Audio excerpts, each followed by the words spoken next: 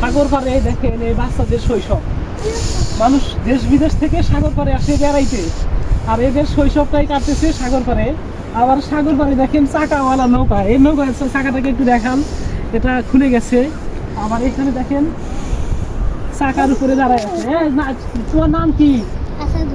এর নাম হচ্ছে আছাদুল। আসাদুল। তোমার নাম? আব্দুল্লাহ।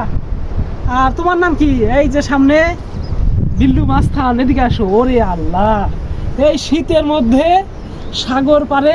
নাম কি তোমার? আব্দুর রহমান।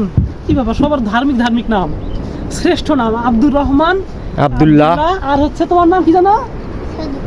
হ্যাঁ, আসাদুল। সব মুসলিম ঘরের সন্তান হিসেবে ধর্মীয় দৃষ্টিকোণ থেকে খুব সুন্দর নাম রাখছে। আর এই নৌকাগুলোতে প্রত্যেকটা নৌকার পিছনে, পিছনে বলাটা ঠিক না, মানে নৌকার নিচে চাকা আছে। দেখেন এই নৌকাটার নিচে চাকা, ওই নৌকাটার নিচে চাকা, এই যে একটা নৌকা, এই নৌকাটার নিচেও চাকা।